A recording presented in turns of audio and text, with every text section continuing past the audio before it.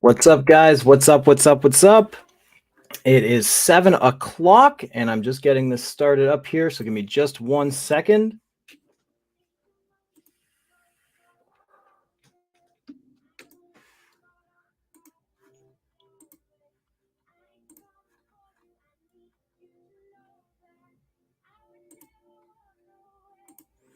Let me just make sure everything's working here. Oh, that's loud. That is very loud. All right, cool. We are up and running. So what's up, guys? Today we're going to be talking about the Wicked Killer Horror Con or Horror Fest, whatever you want to call it. And we're going to be talking about a couple other things, including the Face of Horror contest and whatever else you guys want to talk about. So today is a very special occasion because I have a very special guest here with me. It is JJ Cohen.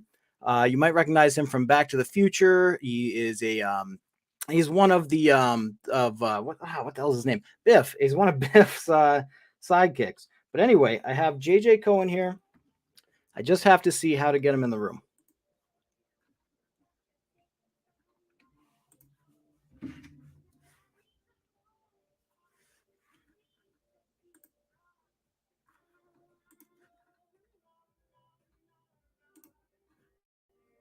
So give us just a second here.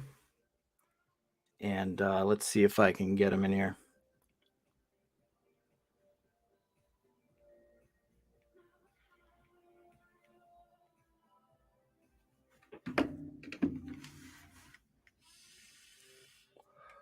Hope everybody's having a great night tonight.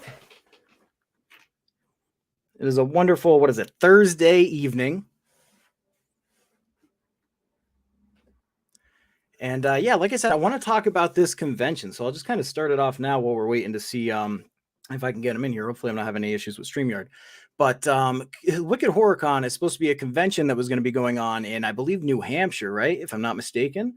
So I'll start by saying I wasn't going to this. I don't live in the area, so I wasn't planning on attending this con.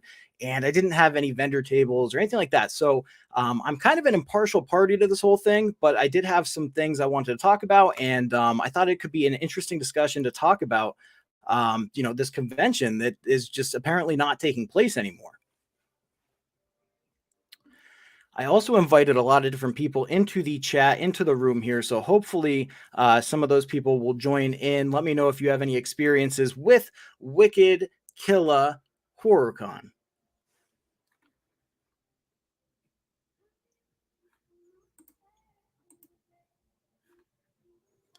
John says, looking forward to it in New Hampshire.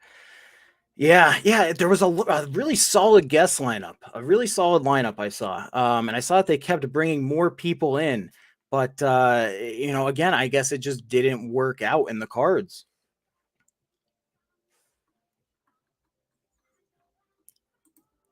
We got, there we go. We got Brody from the crypt here. Can't remember my logins using the wife. Hey, that's fine. That is fine. Thanks for joining in. And like I said, guys, if you want to leave anything in the comments about your kind of experiences with this or what you think about it, because originally I just thought it was a really, I thought it looked like a cool con. And then I saw a bunch of different posts about it and a bunch of people talking about it and screenshots and blah, blah, blah, blah, blah. And, then I was like, wow, there's really a lot going on with this. Maybe we should have kind of an open forum and open discussion on it, just to see what's going on out there with this whole thing.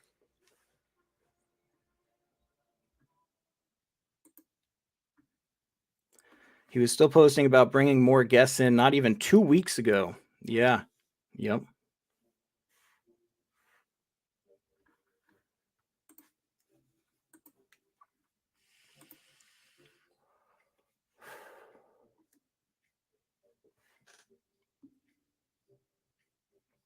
Okay, cool. The link should be good.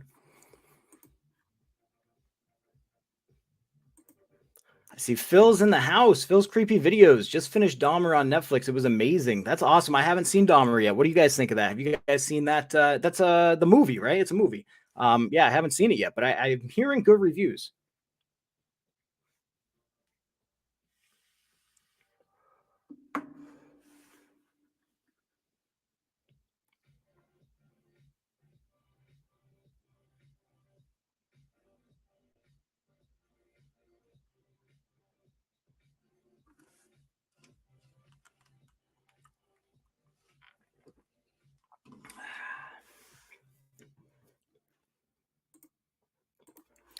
A few episodes in, it's excellent.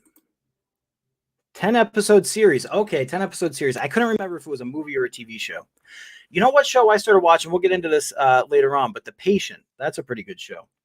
I think I see JJ trying to come in here. So let's get JJ on screen. Like I said, if you guys don't know, Back to the Future is probably the biggest one, but he's in a slew of different things. JJ here, JJ Cohen, is an actor, and he's got a lot of, he's got a lot of knowledge about this whole situation. So he decided to come on the show and be a guest. So everybody please say hello to JJ. Let's see if I can get him on here.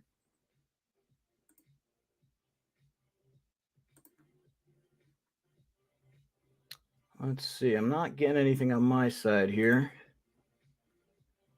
You can't turn it. Oh.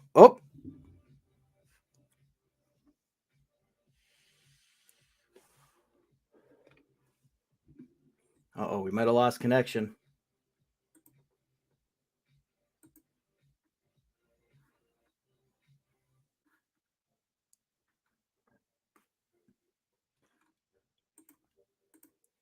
I think we may have lost connection, guys.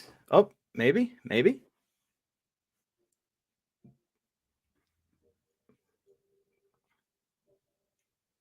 I'm going to try to remove it and see if we can add it back, maybe.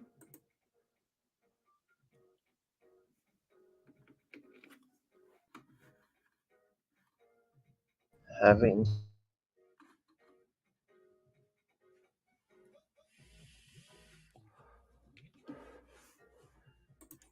I'm going to go ahead and remove that for a sec. JJ, let me know if you get that working, because it looks like we're having some technical issues. But I'll add you back in as soon as we get it working here, because I don't want to mess you up with it.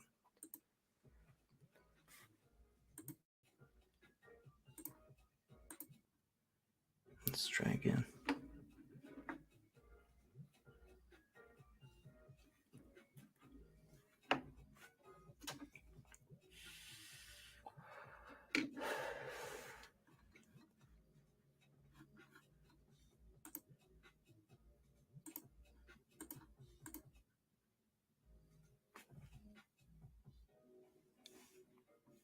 Well, sorry about this, guys. We are having some technical difficulties. But here's what I'm going to do. Let's see. We'll be removed from if you want to. I don't want to rejoin them, or I don't want to kick them. Never mind. There we go.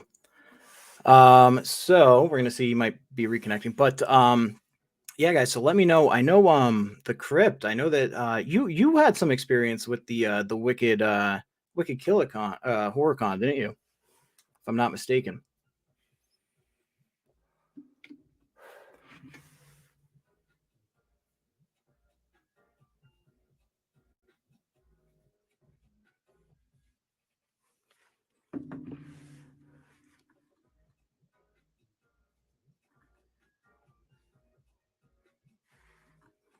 Should be a way to I don't know if I could do it now. Let's see. Oh.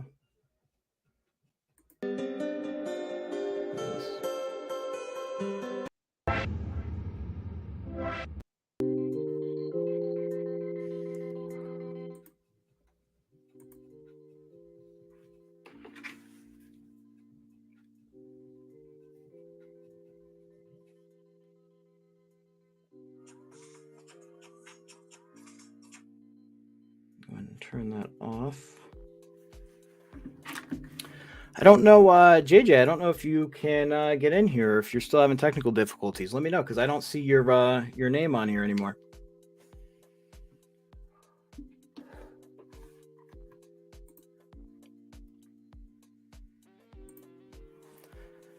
We sure did. Helped him book a lot of guests, and then he disappeared. Wow. Yeah, this whole situation's been nutty, man. And like I said, I want to kind of open it up a little bit. I want to go into what's going on here with this whole thing.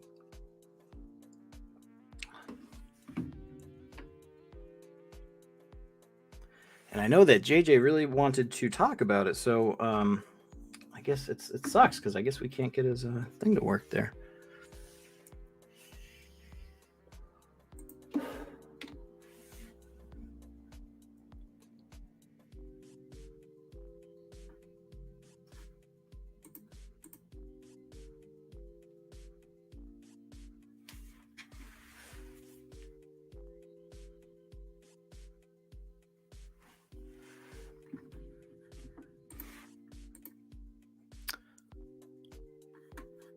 Well, here's what we'll do, guys. We'll start getting into it. And, again, JJ, if you hear me, if you want to try to enter the room again, because, again, I'm not getting anything on this side, we will go from there. But, yeah, let's start talking about this. Let's open it up a little bit while we're waiting here. Let's see. So, yeah, booked a lot of guests and then he disappeared. That sucks. And I've been hearing a lot of stuff about that. I've been hearing that that is exactly the case. And like I said, I didn't have any plans on going. I wasn't a vendor. I have no money invested into this whole thing, I should say. And it just sucked to hear about that. As somebody who attends a lot of cons, I didn't like the way that this was looking from the beginning, honestly. Let's see. Bought tickets for my son as a present. Super bummed. Wow. Yeah, David, I'm sorry to hear that. I don't know why. I'm hearing that they're giving refunds out. So I mean, I'm not sure, about everything about that. So you guys let me know. But I'm hearing that the show was officially canceled. So this new approach today of using homophobic insults into JJ speaks volumes. Honestly, it really does. It really does. And I wish I can get JJ in here.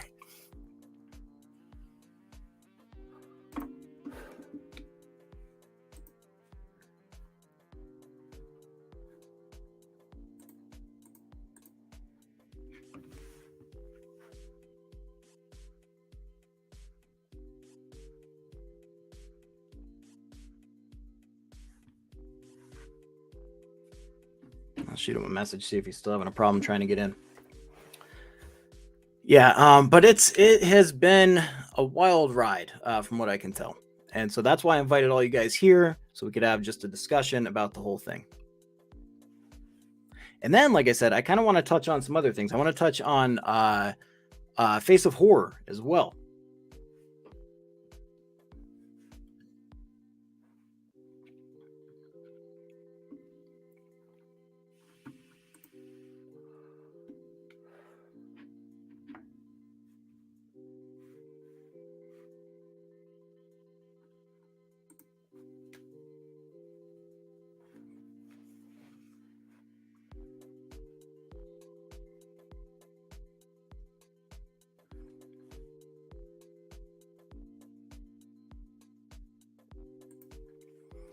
John said, yeah, I was definitely skeptical about this when I first saw it. Talked to Dave Sheridan at a different con, and he was like, it's happening, and I'll be there. Sucks that even the celebrities got screwed. Yeah.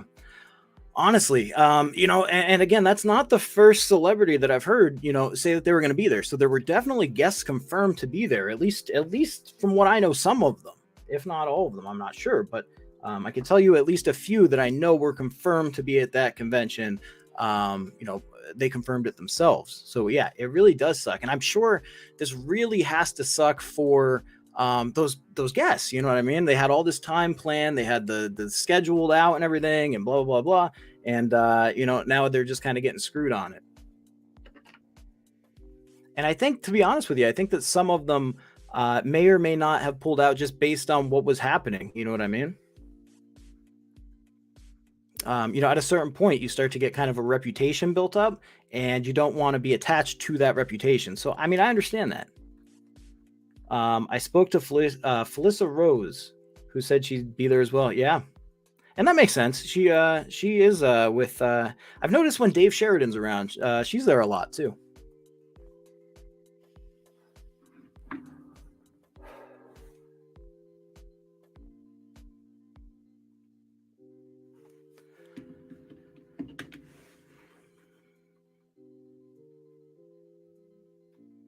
Yeah, like I said, guys, I sent JJ a message to try to get him back in here, but maybe he might just be having connection issues wherever he's at, because it did not want to seem to connect on his end there when he was joining in. So again, JJ, if you hear this or you see my message, if you do want to join back in, absolutely feel free. I didn't kick you or anything. The connection just cut out, I think. So,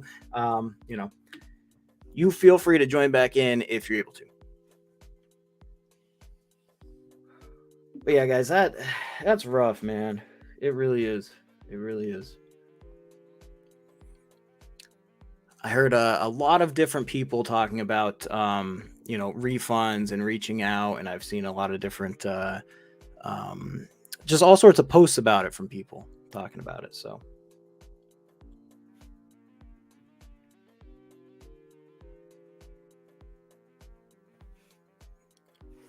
And I want to get more into it, but I didn't want to get too into it without JJ here, because he was going to kind of set the scene for us.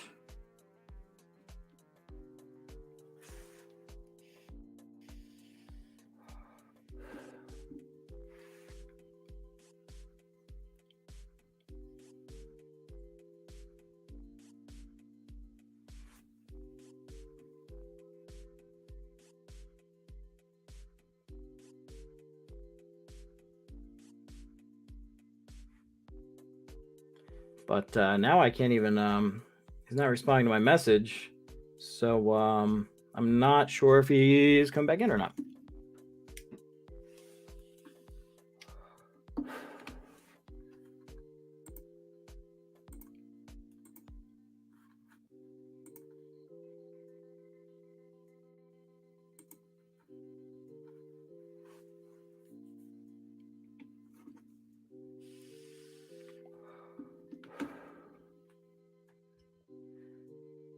All right. Well, like I said, we'll see if he joins in. I'm just going to start getting into it then. So from what I heard, there's been a lot of people posting about this convention, talking about in the beginning, when is this actually going to happen? It's got postponed because of the promoter of the show. I guess they said he had COVID. And things just kept getting moved around. But I heard people who were saying that they called into these, like the Doubletree Hotel, for example, I believe is where it was supposed to be at. Correct me if I'm wrong. But I heard people chiming or calling in for that and being told, hey, there was not a convention scheduled here. And then calling into the next place. And they said, hey, there's no schedule for a convention here. So it brought people to the concern of, did this ever exist in the first place? And I think a lot of people right now are a little bit worried about being duped. And, that's completely understandable, of course. You in a situation like this, it's wrong to not give enough information. You know what I mean? The promoter should be, in fact, reaching out to all of these people or making a post about it or handling things more properly in the proper fashion, instead of, skating around it, I guess you would say. So yeah, I completely understand why a lot of people are pissed. I don't know if anybody here would have anything good to say about it. Because like I said, it is an open forum, so I don't want to seem like we're just, necessarily bashing somebody, because, if you guys have anything good to say, go for it. But I think the general consensus right now is not good.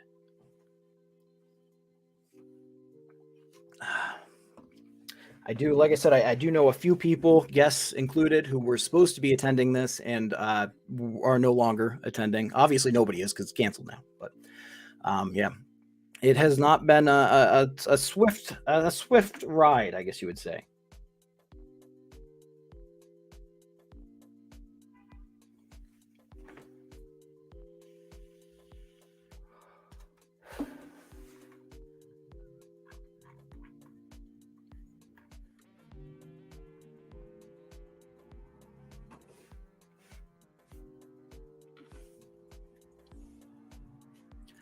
Now, actually, too, guys, what we can also talk about on that note is, have any of you entered this crazy giveaway going on called the Face of Horror? Have any of you entered that? Let me know in the chat right now if you entered that giveaway. And let me know what you think about it.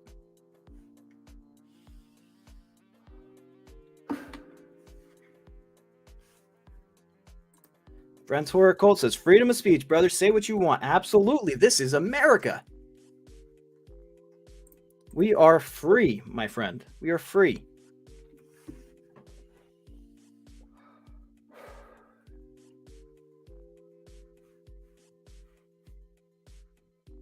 What up, Doug? What's going on? But yeah, the Face of Horror. While we're waiting on this to see if JJ rejoins or not, the Face of Horror contest. Now, I believe that's hosted by Rue Morgue. And it's in collaboration with Buffalo Bill's house. I believe I think you get to spend like some time there if you win. I believe you get $13,000. You get to hang out with Kane Hodder, who played Jason Voorhees, and you get a 2-page spread in Roomwork magazine. Have you guys entered that?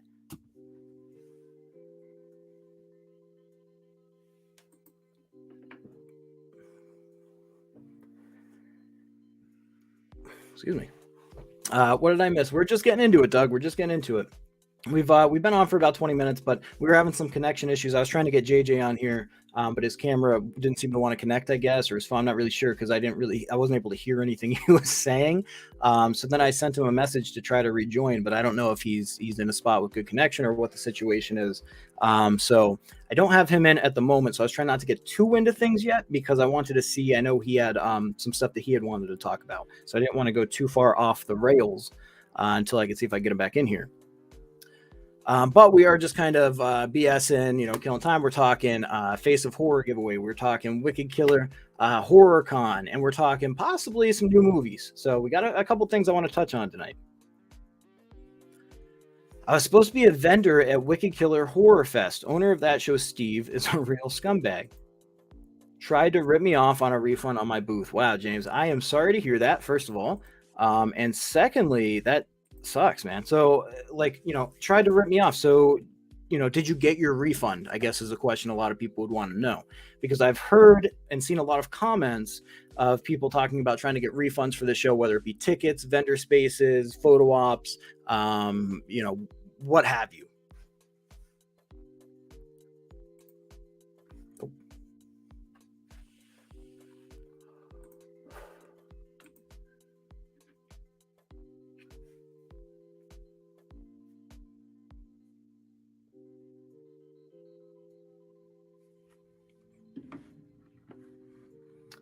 And here's the thing about, these conventions too, just, kind of another side note on this refund situation, but it's like, I could understand both sides of the coin in certain aspects. And what I mean by that is, how when you go to a convention, say COVID, for example, that was a good example. During COVID, I had tickets to multiple conventions beforehand.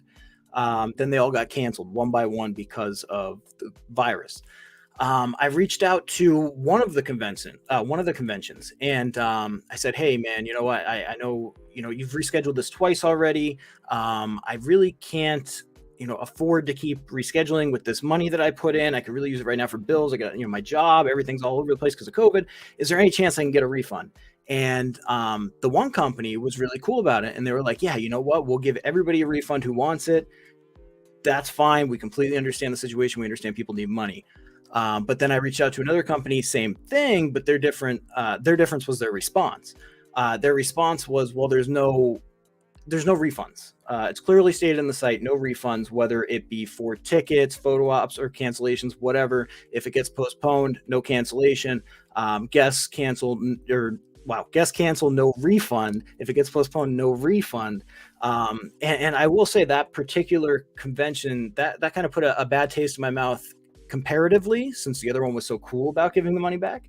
But at the same time, I couldn't really argue it because it was stated there that I wasn't supposed to have a refund.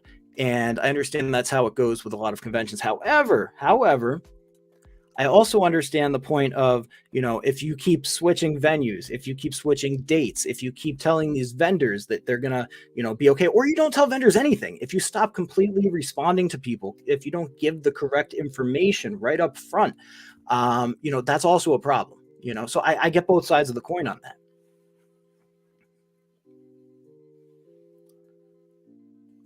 Let's see. James said, "I think I did now. It says I will be refunded by October 1st, but I had to shame him into giving refunds and put in claim with Eventbrite and credit card."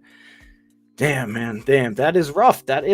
I have, like I said, I've seen comments exactly like this from multiple other people when you look on their page. So yeah, I believe you 100%.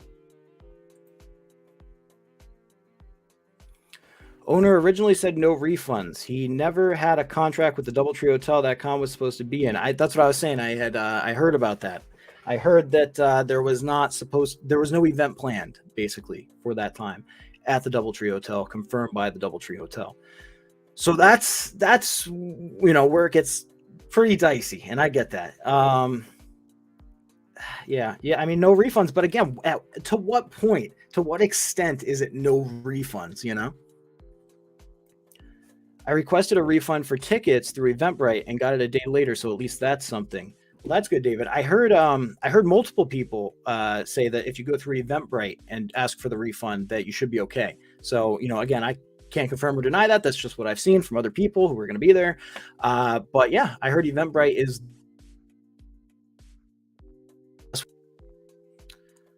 On the flip side, what have you been up to? I see you changed your name back on your channel. I did. I've been up to a lot. I'm rearranging this room here. I'm painting it, so the background is a little bit different than normal because it's just kind of, I haven't painted this side yet. I haven't pulled all this stuff yet. I have to pull everything out of the way and finish painting the room. The rest of my office is in complete disarray right now. There's boxes all over, there's toys all over, whatever. But I'm doing okay, man. Thanks for asking. You know, just living that dream day to day, you know. But yeah, working on this room. Hopefully, eventually it'll get done. That's why I've been slow on the YouTube videos because I haven't had the space. But today I decided to clear some stuff to the side and we're good. But yeah, I did change my name back. I went through a couple different YouTube names there, YouTube channel names, but I landed back on Derek's Horror Stuff. And I don't know, it's just because that felt the most right. I'll put it that way. You know, I was mad at myself for having to go back on it because I said I was going to change my name, but it just felt good to go back to that. Plus, like a lot of people had already known me as that, so it just, I don't know, it evened out, you know. Let's see. James says, then 3 weeks before the show, says he was switching venues. Yep, I saw that as well. He did all of the above. Stop communicating with vendors, switching venues, dates, etc. Yeah, that's what I'm saying. So, you know, and again, let's see. I'm going to give it one more second here. Okay, so JJ hasn't responded to me, so I don't know if he's going to be stopping in or if, oh, here he is. I didn't know if he was having a hard time connecting. Let's see. Connecting, yeah. Hey! Hey! We got him. How are you? What's up, We man? got him. What's up? So, well, first let me apologize to whoever is tuning in or came in because I was here. I'm getting ready to go to Midwest. No, where am I going? I'm going to, it's been one of those days. I just drove, whatever it is, I just drove 24 minutes. I was here at 4 o'clock ready to do this. I was at my storage unit in downtown Las Vegas. And for some reason, I thought there was a signal there because I know I've done other StreamYard interviews from there. Yeah. And whatever it was, man, I couldn't get it. I couldn't get a signal. So I just drove 24 minutes to the nearest Starbucks that I could find. And here we are. So good afternoon to you, sir. Good afternoon, man. Thank you for stopping on the channel. And I appreciate you, driving to be on here because we just didn't know if you lost connection. We just assumed. I did. And yeah. So anyway, so here we are. So let me, I know you said you're only on here for about an hour and we've already lost 24 minutes. So let me calm down a second and gather my thoughts because I don't want to just start spouting things off because I don't think that's helpful, number one. Number two, as I posted on my wall, this is not about me giving dirt on anyone. Nothing that I would be sharing is anything that is of the personal nature that I shared with this guy or he shared with me that had nothing to do with the con. So I really am only here to talk about what I know about the con. And let me say this, I was not the first person to say anything about this. As you know, I had sent you two posts, for lack of a better word, that were on other people's walls. Mm-hmm. And I was coming back from FallCon in Quincy, Illinois on Monday when all this stuff started going down. And I was talking to my friends who were both vendors on the con. One of them, Lydia Manson, who, I don't know. Do you know Lydia? What'd you say, Lydia? Lydia Manson. Do you know her? No. Well, apparently she's up and coming in the horror community. Okay. But in I guess she needs to be coming up more and coming up more. But she bought a vendor table. And so did a buddy of mine that I had met at Jersey HorrorCon who was a vendor, James Gambino, who was a vendor at a number of these cons. And so I had either told them about it or they found out I was going to be a guest there and they bought a table. And I started being concerned at the way they were being treated in the last few days. And so when Lydia came on and said that other vendors were actually posting things, I felt it was time then to say something from my experience of what was going on, because I felt that what I was being told and what I actually saw was deception. Mm-hmm. And so let me back up to my history of my involvement in this. And then maybe at a future date, if you're still doing these things and I have something to promote, maybe I can come in and I can talk about, because a lot of people were like, "Oh, are you going to talk about me and and 976 Evil and this and that?" And I was like, "No, it's really not about that. But maybe in the future we can talk about that and my history and what I'm doing and whatever." But yeah, that'd be cool. This guy, so I got booked on this by an agent. The agent was a fly-by-night agent. He was an agent for about literally 3-4 weeks. I met him as a private signer.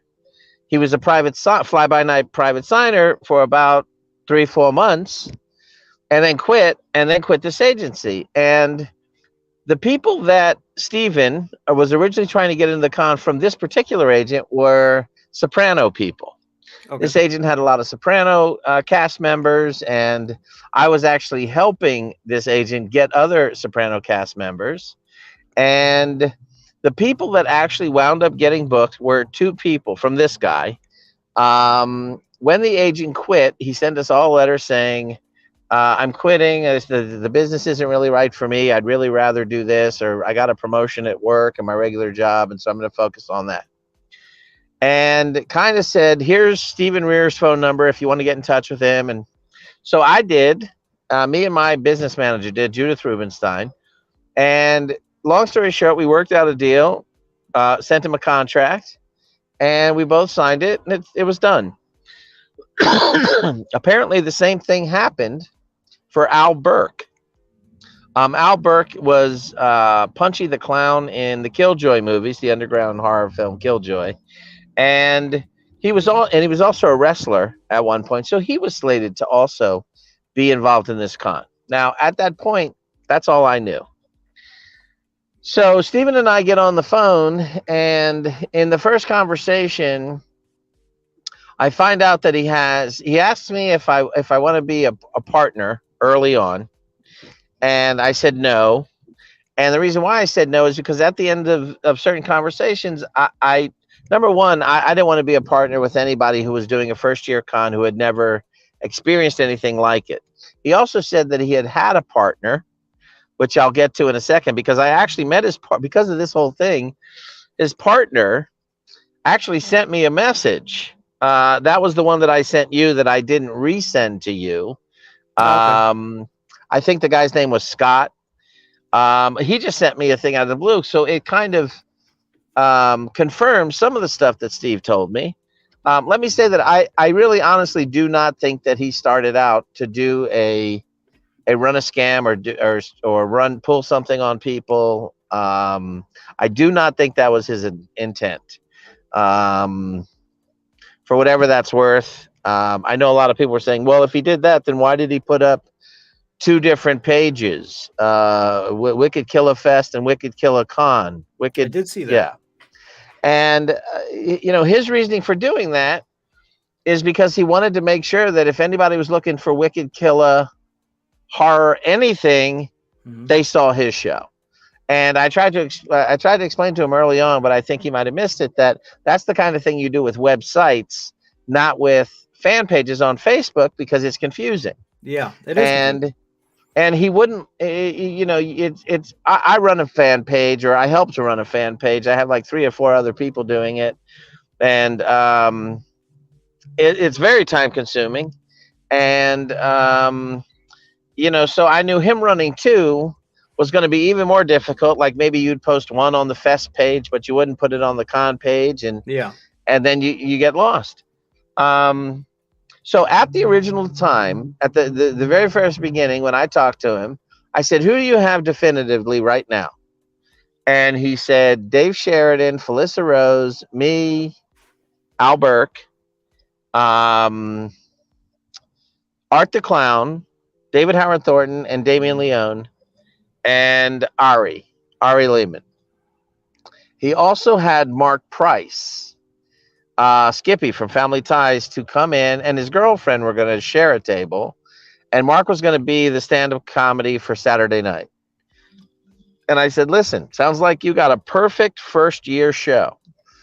And then all the aspirations of a fanboy came out, where it was like, "Yeah, but I can get Tyler Main for this amount, and Danielle for this amount, and Scout for this amount," and I said, "Then I can have a Halloween reunion." And then it went from there to I can get Alex Vincent and Christina Lees. And I said, "I know Christine." And I said, "Listen, can you call her and get her?" And I was like, "Listen, why don't you do that on your second con?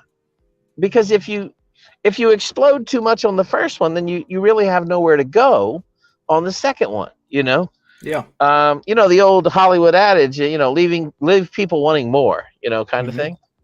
And it was just a kid in a candy store. And so what happened was I gave him some ideas, and I told him to stick with this, and I told him at a certain point I myself was going on my own tour this year, 75 comic book and toy stores in like 130 days. Oh wow. And 15 comic and horror cons, and we're calling it Dork Tour 2022. Last year was Dork Tour 2021. We did 19 comic book and toy stores in 25 days, and then I did Chiller Theater in Jersey.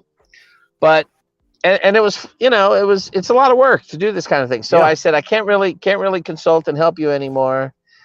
Go to whoever you want. And I don't want to name names, but he went to an agent for help, and the agent's an agent. So the agent's job is to get his client. The agent's job is not to consult you in how to build your con. The agent's job is to get his clients into the con. Yeah. And so the agent's doing his job, right? And he's going, "Oh, well, if you got these two Terrifier people, I have these other people, from Terrifier that might complement them." And or maybe somebody that works for that agent is doing that. And then and the three producer guys also were going to be guests. Mm-hmm. And I just saw something the other day where he made that meme of me with the pride flag, which I don't really care what anybody says about me, but it's he put it as his profile picture on his Wicked Killah Horror Fest page, and then blocked a number of people, or anybody that said anything negative about what he did. He blocked them, and then if anybody made any comment about this profile picture, he also blocked them. But the reason why that comes up is because he's using being gay as an insult. Like he thinks, I really don't give a shit, but it feels like he was using calling me gay as though gay is an insult. And I had a number of, it's funny because I really feel blessed in some ways, because there was at least 7 people that sent me private messages. And then there was a girl that came on my wall this morning that sent me this picture and said, "Hey, you look at this bullshit, and look, are you aware of this?" and blah, blah, blah. And I didn't realize so many people could recognize my face. You know what I'm saying, on there. And I was like, it was a weird moment for me, because I didn't really get it. I just saw the pride flag and saw this big Jewish nose in the middle. I was like, wait, that's my big Jewish nose. So, but anyway, So back to the story. So that's where it was left. And I went on this tour and I kept checking in. And again, it just looked really, really hokey. And like he announced me early on, and he spelled my name wrong. Jeff, Cohen is how you spell my last name, or JJCOHEN, and he spelled it COHNE. Oh, and then, which is fine, whatever. I mean, it's not great. The best marketing is to spell one of the celebrities' names wrong, but in any case, who knows? Maybe somebody else did that. Maybe somebody else was running the page. It seemed to me that he delegated quite a bit to other people, or rather, I should say, asked favors from other people to help him. And then when he did, or they ran their course, he got rid of them. Now, he didn't really do that with me, but there were periods of time where I would try to reach him and I couldn't get a hold of him. And it was really only just to check in and see, what was going on, how you doing. Yeah. And in going to this one agent, this agent loaded him up, with clients. And so now, next thing I looked back, it went from like the 6 to 8, and now we had like 20. Yeah. And my concern was not about any of those agents. My concern was, I know the agent that reps them because I used to be with the guy. And again, I'm not saying anything bad against him because he was just doing his job, but it wasn't clearly thought through. Because then he brought on two of the other actors. He brought on was Amanda Bierce and Williams Ragsdale, and they're both from Fright Night, right? Mm-hmm. So now he's got another kind of reunion going on. Yep. And I was just like, man, it's so confusing, your whole show, So finally, when we spoke again at the end of July, where it was my tour, and I was like, hey, man, you got a lot of people. And this is what I told him. And some of it he did, but he definitely did it in a different context than how I suggested. You'll see what I mean in a second. And I think I'm only able to laugh about it now because it feels like everybody's going to get their money back. I knew early on that Danielle was not going to be able to do this. And when I asked, or when I say not going to be able to do it, wasn't doing it. Because he said she hasn't gotten back to me and Scout hadn't gotten back to him. Now, I said, well, where did you get these people from? What did you agree on? Do you have contracts? What are the guarantees? And he told me that, and I said, well, who made those deals? He said, my partner did. And I said, okay, well, who, now remember that, he said his partner did. Mm-hmm. So I said, okay, well, are you still going to bring them on? Because if you are, it now kind of makes things convoluted. And if you're not, then you need to announce that those people aren't going to be here because you have a profile picture that says Wicked Killah HorrorCon, the very first one he sent, the very first one he put out there, that had Tyler and Danielle and Scout and, a picture of Mike Miles and whatever. And I said, you need to put out there and let people know. And he goes, well, I'm selling vendor tables and this. And I said, right. I said, vendors typically buy tables based on who the guest lineup is. It's not just if you're in their area. Yeah. It's who the guest lineup is. And I said, if these people aren't going to be there, you need to announce it. And so again, I just assumed he had these people around him and they were advising him and whatever. And so the next time I talked to him, I believe was it was late July. And because I was in Binghamton, New York, I had just finished Mahoning Valley Comic Con on my way to Rhode Island. And at that point, he had all these other people, but Danielle was definitely out of the picture at that point.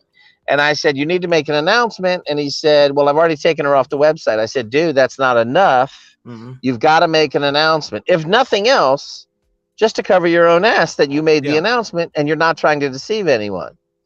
And he not only told me that, he told a number of other people. Now that right there, Stephen, if you're listening, that right there is a scam. To me and to everybody else watching.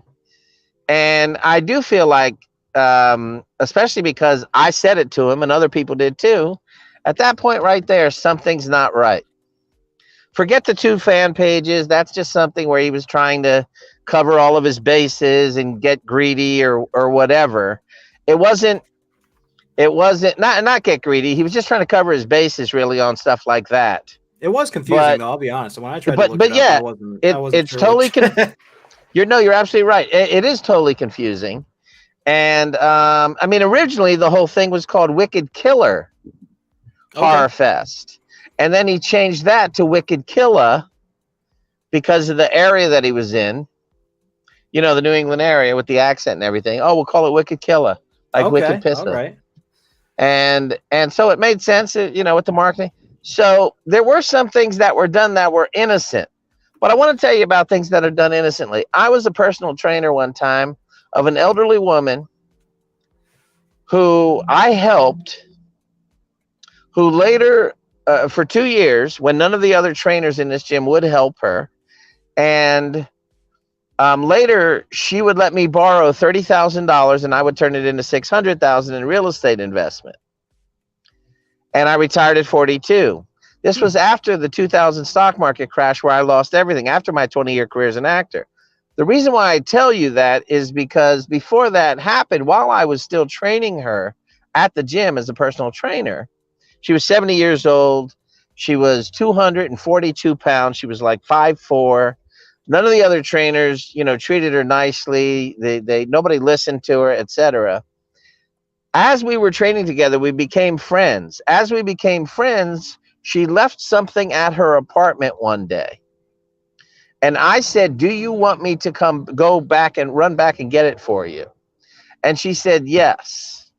So she gave me her keys and I ran back to get it for her. I ran up her stairs. I went into her apartment. I got the thing. I came out of her apartment. And just as I was coming out of her apartment, totally allowed to be there, totally, you know, in my place, her sister saw me from downstairs and it looked like I was stealing something out of her apartment. Oh, geez. Now, I know how it looked, but that's not what was happening. Yeah. And that's what was happening here, is that I don't think initially, intentionally, he was trying to hurt or deceive anyone. But the moment things started getting worse, and I had no idea that things were even getting worse. Yeah. I said to him at the end of July, when he had all these people, I said, who do you have? Definitely 100%. And basically, it was the exact same people from before, except Ari was no longer there. And I think Tyler had been added, like a contract had been added, and that was it. And so I said, so all these other people, and most of them had been represented by this one agent. And I said, look, you know, I have history with this agent, so I'm not telling you to drop all of his clients. But if you don't have contracts from them, I would do one of two things. I would either call him and just be straight up and say, look, I overextended myself. I can't bring all the rest of the Terrifier crew on, and I can't bring on this person and this person, these 9 people that you know you've submitted. Number one, I don't have contracts on them. If I don't have a contract by Monday, whoever I don't have a contract on by Monday, I've got to move forward without him. I said, but then you run the risk of him coming up with contracts, and then you got a show with too many people. Better you just tell him, listen, I'm going to have to get these people on the next show that I do. Because he had planned on doing future shows. And I said, I'll do future shows with you in the future, but not this first one. And so that was it. And I said, better yet, if you don't have a lot of ticket sales, you should probably just postpone the show till, say, March of next year. Because how are you going to pay the $60,000 in guarantees that you have if you don't have a lot of people? And he said, well, I got a lot of vendors. He said, I said, but people are looking, are you talking to these vendors? He said, I got $15,000 in sales just from people looking at the website and buying booths. And I thought, okay, cool, nothing wrong with that. And I said, well, typically what you do is, and everybody knows, and if you don't know, when you buy a vendor booth, typically you do not get a refund. Correct. Unless the show cancels, and then you just don't get it. You eat it. And part of the reason why you eat it is because that vendor money usually goes to help pay or offset costs of, let's say, an actor's guarantee or room rental or whatever. And therefore, that money cannot be returned. However, depending on the arrangement, and especially if the show cancels itself, then you're typically allowed to use those tickets or vendor spots at future shows. Correct. And I believe it's the same with attendee stuff, and if you have a working relationship with that promoter, there may be loopholes that, some may allow certain people, that would just be common sense. If my mom bought a table for me and she can't make it, mom's not going to forfeit the money. You know what I'm saying? So there are some people, right? Yeah. That's probably a bad example because my mom's dead, but but you know what I'm saying. So in any case, now here we were with this, and he said, well, what do I say? What would I say of why would I be delaying? I said, just say you have COVID. And so it's interesting that now he's telling people he has COVID. Yeah. So I guess he's kind of following my suggestions, but not in the order that I was suggesting. So anyway, here were some of the things that were very deceptive. And when I saw other people posting about it, combined with the fact that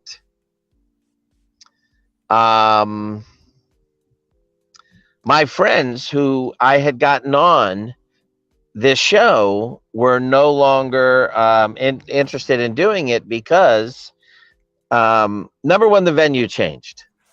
So I actually had gotten the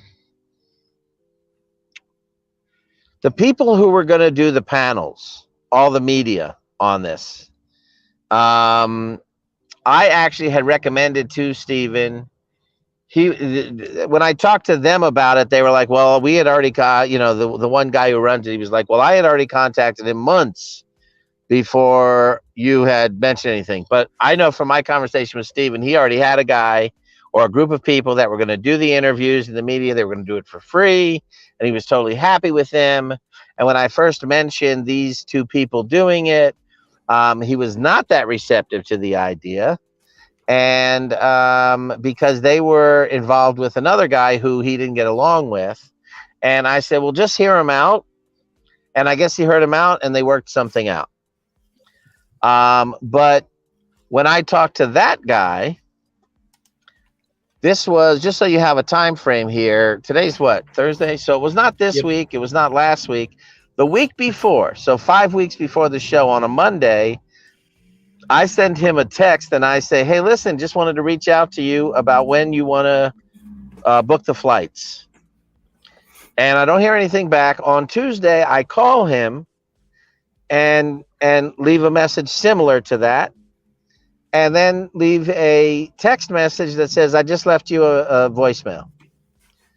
I give him a couple of days. I call him on I send him a text message on Thursday. Hey, the same message, trying to book flights.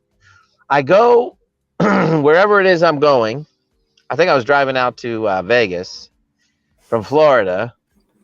And when I got here on that Monday, I called again.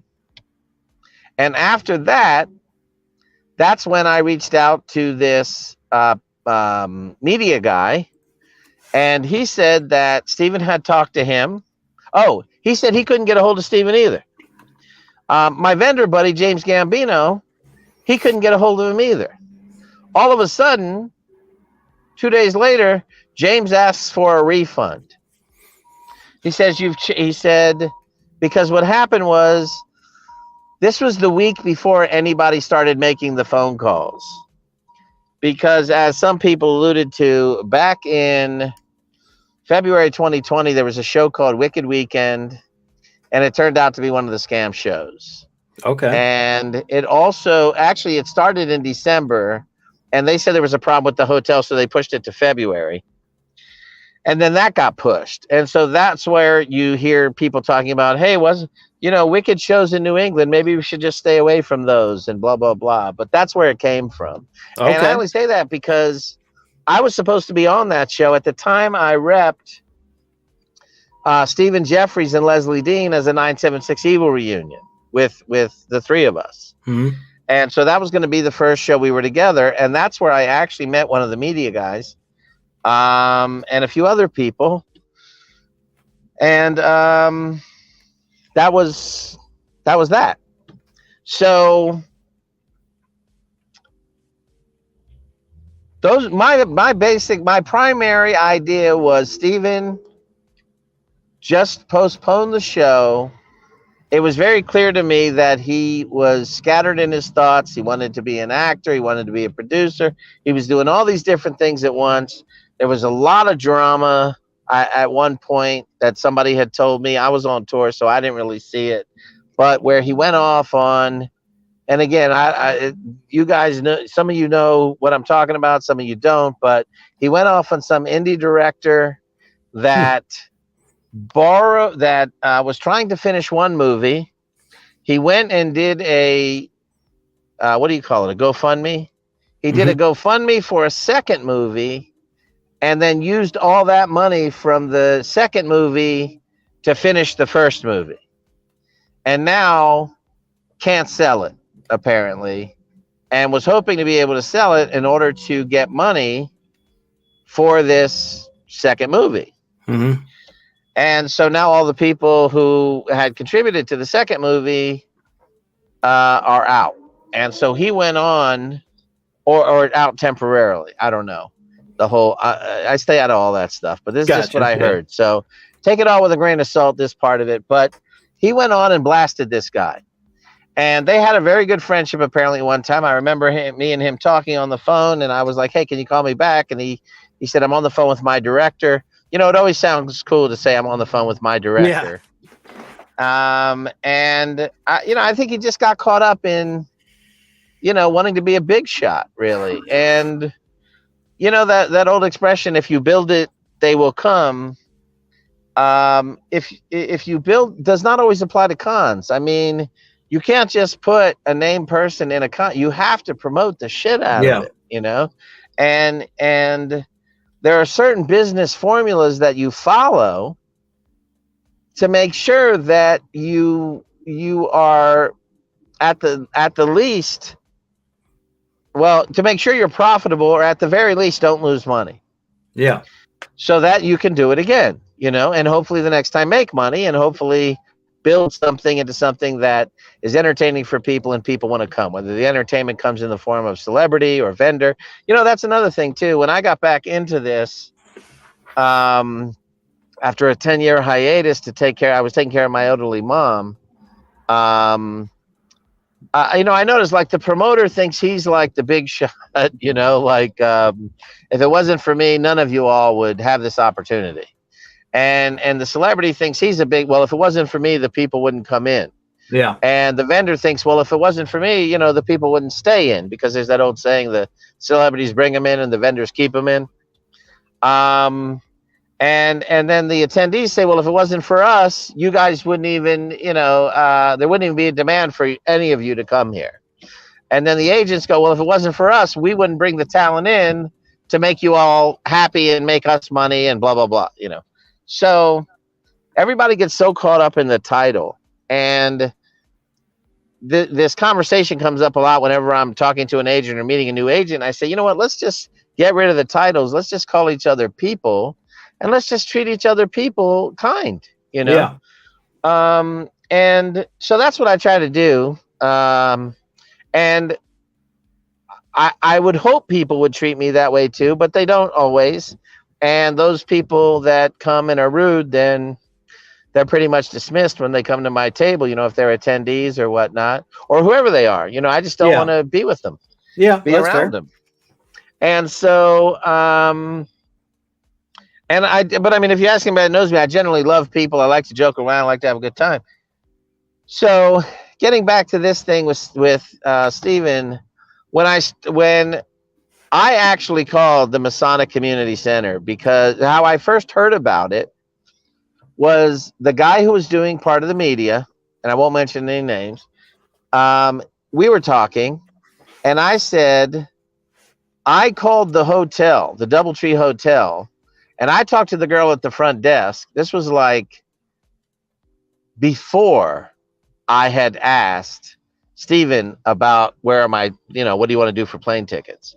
Just for kicks.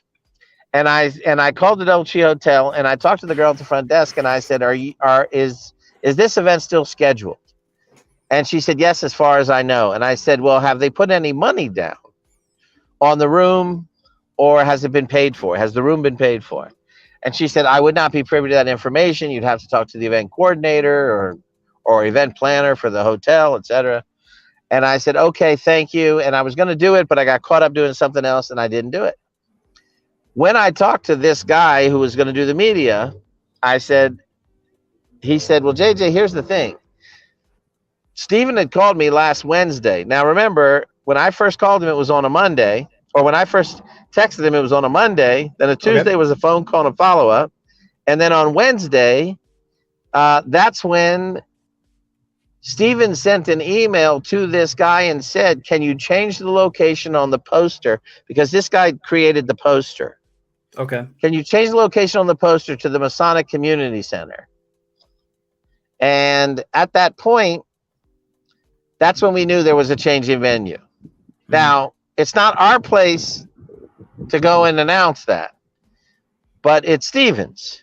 Correct. Now, if apparently nothing was written in stone there or whatever. Now, I called the Masonic Community Center, and I got a voicemail. Apparently other people made more progress than I did. I left a message. I left my name, and no one ever called me back. But apparently, but we knew it was not on the schedule currently. So I figured it just happened, and it's in the process of developing. Okay. By the way, one of the other reasons why I did not say anything or do anything sooner is because, number one, when he didn't get back to me, I just thought that maybe I had gotten kicked to the curb in terms of the guest list, because what I had said to him in that July conversation was, Stephen, you got about $60,000 in guarantees out. And what I feel like is going to happen is, if push comes to shove, you're going to take care of that agent who has 6 or 7 clients there first. And then all of us people who don't have agents or aren't protected, we're not going to get paid. You're just going to say you ran out of money. And I said, that's going to be a problem, And so I was already feeling uncomfortable, to say the least. Yeah. But again, he was like, JJ, I haven't even really started advertising yet. Wait till I start pushing. And apparently there were no massive pushes, So that was concerning. Yeah. But when I didn't hear back from him that close to showtime, I figured that was the only case. And so when I told my 2 friends, hey, look, I think I got bumped. And they were like, well, wait a second. He changed the venue. And we don't want to, neither one of them wanted to do it at this Masonic Community Center. It just didn't seem like, first of all, it was being changed too close to showtime. Enough people might not even get the notice. And when we called, when the media guy called and talked to the event planner at the same time I was calling the Masonic Temple, that person told him straight out the event had been canceled. And I suspect, because there's a lot of people that are saying, well, I don't believe he ever planned to do it. I believe what happened was the Doubletree Hotel said, okay, listen, son, we're 5 weeks away or 6 weeks away. Let's get some money in here and reserve this room. And that's when he realized, either I don't have the money, or I don't have enough money, or I don't want to put that much of what I have towards this big of an expense. And so he switched the room. Again, all of these things that kind of happened behind the scenes, Danielle, the hotel switching, all of these things, if he just would have gone public and made announcements as they happened, Yeah. people would have actually probably felt sorry for the guy and said, oh my God, you're running into all these problems. Hang in there, man. Keep going. Well, we'll show up for you. Yeah. That kind of thing. And I think people might have rallied. But what it looked like, just like me coming out of that lady's apartment, was that he was trying to pull fast ones. And I mean, at this point, when you're advertising vendor tables on Eventbrite and they're still at the same location that you've already made plans 2-3 weeks ago to move from, then again, that looks kind of scammy. And again, whether that was his intention or not, that was not changed. Yeah, and I agree. I mean, if he had just spoken out, been more honest with everything, people would definitely rally behind him. So now, by not doing so, he put himself in a very bad position. So, and also, he does not have a customer service manner, based on the things that I had shown you that people had sent to me. And so what was happening was, on Monday, I thought it was only me. And the reason why I didn't speak out sooner was exactly this. I did not want to contaminate any of the other celebrities that were still going to go, any of the other vendors that were still going to be participating, any of the attendees that had bought tickets that were really looking forward to it. Yeah. So I just quietly bit the bullet and said, all right, you lost out, JJ, whatever, no big deal, my life's been a very interesting life. I'll come and talk about it some other time, but I took it with a grain of salt, and that was that. When my friends wanted out because I was no longer going to be a part of it because the venue had changed, and now that the dates were, apparently then the dates started changing, and it just became really, really confusing. Yeah. And Stephen was really, really nasty to my friend who this was the deal. I mean, I hope he doesn't mind me saying it, but it's important to realize how some of these deals went down, because what's-a-name had somebody bought 2 tables for $800. So let's assume $400 a piece. My friend paid $500 for a corner table, which apparently corner tables cost more. Okay, fine. But he bought 2 tables, and the second table was in exchange for a piece of artwork that my friend had. Now, my friend sells artwork like 2 for $25, 2 for $50. You know what I'm saying? 2 for $100. So at the most, this piece was like $50. How are you gonna exchange $50? You know what I'm saying, for a piece of artwork? Yeah. I mean, for a table. Yeah. That everybody else is paying $400. I mean, you're just not going to make the money to cover your expenses. So again, deals like this, and then there was something else he did where it was something else, and then all these other people started coming forth. Now, when all this stuff happened over the last few days, 2 nights ago, a guy named Ron, I can't remember his last name, sends me a private message. He says, hey, blah, blah, blah. And it turns out he was the guy that he first partnered with that was talking to Danielle and Scout and Tyler. And so that part of it where he said, hey, he was partnered with it, and after a while, what happened was, whatever the deal was he had with Stephen, he said he went to go get compensation for referring these people. And Stephen then balked and said this and that, and you know what, you can't do what you said, and basically fired him, just dumped him.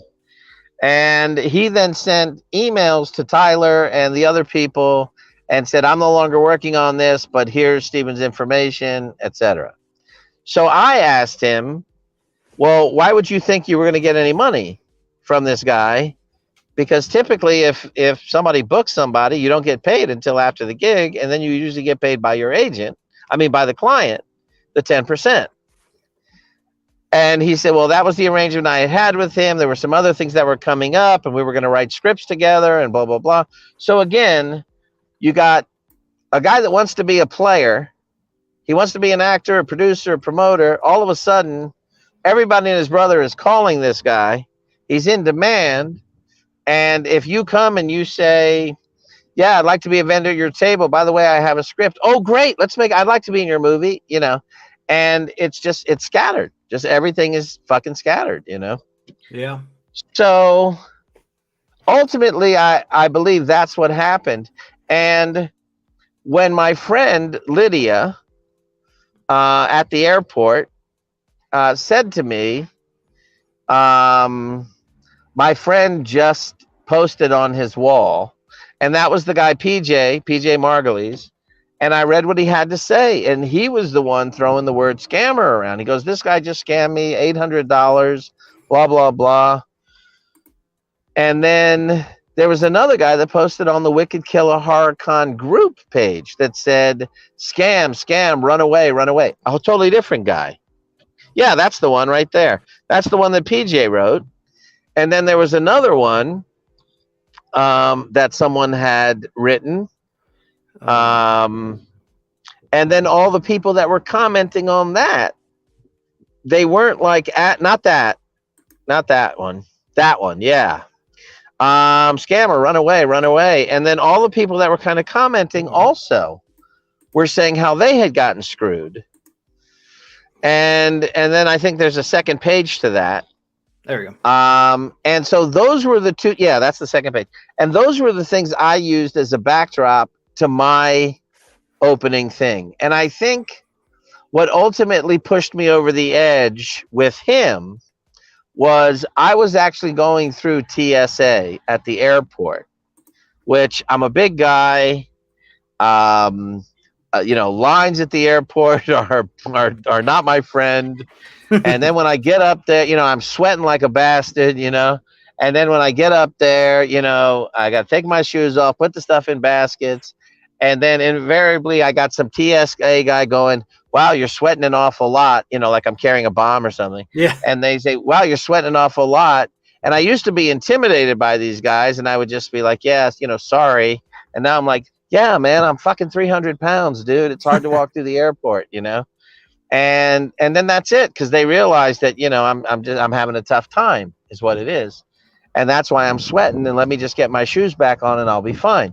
So my business manager, Judith, had posted on the wall something about, yeah, this guy's not legit. Go check out what somebody else had to say, or what I had to say. And at that time, I was composing the message I was going to say. So after trying to reach this guy for a week and a half, this is what let me see if I can even see it. Hold on one second. This is what he said. I don't know if I can read my emails. Did I go off camera? I can still hear you, but I don't see you. Okay. Well, here's the thing. When this is what he wrote to me. After me trying to reach him, and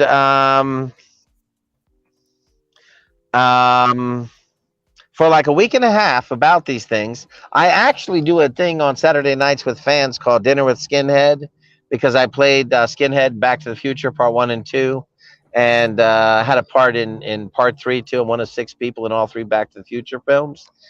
Because I do a Dinner with Skinhead, I actually had 9 people, $130 a head. It comes with all these things, including dinner. It's a 2-hour event, and it's a very nice, intimate little, get together. I had 9 people paid, confirmed, ready to go for Saturday night. And so I told him, listen, I have 9 people confirmed. I'm not sure why I haven't heard back from you. It's been over a week, buddy. And I've been promoting.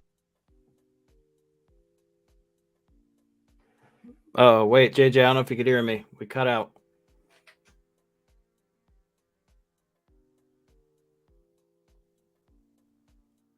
JJ cut out. Uh-oh. Probably another connection issue with those these smartphones, Get back in here. Okay, we Coming got your back, yeah. So what happened was, it's kind of like a Back to the Future thing where I Yeah, right. automatically come back. So when what I was trying to do is I was trying to read you a text message, so I didn't bastardize it. But to summarize it, basically, I said I have 9 people confirmed for this Dinner with Skinhead event. I don't know why I haven't heard back from you in a week and a half, buddy, but give me a call, and just trying to get flights booked. Okay, love you. You know, call me ASAP, that kind of thing. And the next time I heard from him or the only time I had heard from him was on the Monday after Judith posted that on the walls in comment to what other people were saying. And he wrote to me, "Okay, Judy." And then he went, "Oh, JJ, LOL." Like this was still some fucking joke. And it was still, and that really bothered me because number one, it wasn't a joke anymore. But number two, I've been trying to reach you for 3 weeks, Yeah. fuck face. And now you're going to come back and do this. And so I wrote to him something about, I should have known something was up when I didn't hear back from you. But I believed and wanted to believe that you were doing and going to do the right thing by everybody. But now, as you see, and I sent him the 2 things that I sent to you, Mm-hmm. these people are on to you, and you have nobody to blame but yourself. Only I did a typo and it said nobody to place but yourself. But I'm pretty sure he knew what I meant. In any case, that was the extent of it. And then I blocked him because I was done. I realized at that point, once I wrote that thing, I was done. Now, I had a ton of people sending me private messages and thanking me. Hey, if it wasn't for you, I wouldn't have gotten a refund. I saw the Terrifier producers saying, hey, just recently, like today, saying, oh, well, we'll be there and blah, blah, blah. And I'm like, I don't know what to say to those people who were still scheduled to be there. Yeah. Other than this, I was being told that the Terrifier girls were no longer going to be there. I was told that the Terrifier as a whole was no longer going to be there. I knew that the Terrifier girls were separate from Art and Damien. So if the Terrifier girls aren't there, you still have a little Terrifier there. Mm-hmm. So I went to the guy who told me that the Terrifier girls weren't going to be there, and I said, are Art and Damien still going to be there? And then I was told no. And then I was told Tyler was booked at Monster Mania. So between Tyler and the Terrifier people and me, that's 10 of like the 18 people that were on the wall. Yeah.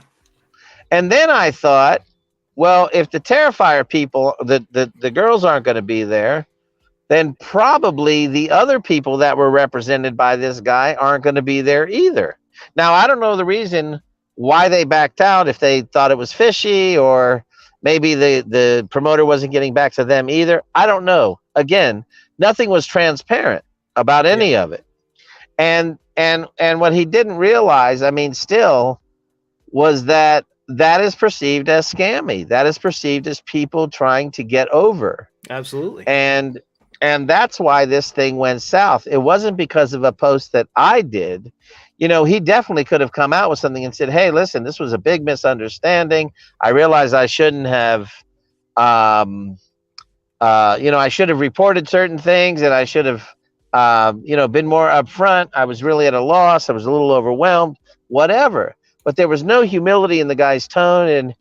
And there's these 3 girls, 3 ladies, they're not girls really, 3 ladies who came in on my wall who apparently know some people, whether they're vendors or all attendees, and they were really excited. By the way, for the record, I'm not happy right now. I didn't win. I don't feel a victory here. I actually feel very sad about it. I could definitely think about this for a little while longer and start crying about it, because it's a sad thing that happened. It's sad for everybody. You know, Yeah. it's sad for the celebrities. It's sad for the attendees. It's sad for Steve. It's sad for everybody. And I just want to make that clear. I get no pleasure out of this. I got no pleasure out of writing that thing. But when he responded in that text to me with no other explanation or no other, hey, sorry it's taking me a while to get back to you, or what's going on, what's that about, or blah blah blah, it's like, it was done. Yeah, we were and I mean, done. like I said, I agree. If there was a little bit more transparency, that I mean, I really think that's the biggest thing. It was. And when things started happening, changes started happening, he wasn't transparent about it. And then he got very defensive. Like, people should know and people should trust him. Well, you should know. Yeah, we're just going to a different place. Well, yeah, but you didn't tell us. Yeah, so yeah, you're not going to know. So it's like, Derek, if you and me and Mike and Steve are going to go to Habanero's Mexican place, which is probably where I'm going to go right after this conversation. We're right across the street. And then you and Steve decide you're going to go to La Via Pasta down the other direction, but you don't tell us. Me and the other guy may very well, start to think that you guys are trying to lose us. Yeah. You know what I mean? Yeah. And even though you were like, oh, I thought you would know, or we were going to tell you once we got there and got a table, kind of thing. It's really common sense. And the more I thought about it, it's like, you know what? It was common sense, man. You change the venue, you tell people right away. But this was the other thing. And I don't know his schedule. I don't know what he was doing. It seemed to me that after a while, he was wearing all the hats. How do you ask for a social media director, or social media helper, or advisor 1 month before the con's about to go off? Dude, that shit should have been taken care of back in February and March, Yeah. But again, you do stuff like that it's simple. You post funny little horror memes, you post, famous horror birth dates. And then anytime you get a new guest, you put that on, you put the vendors on. Yeah. Oh, that was another thing that was really fucked up.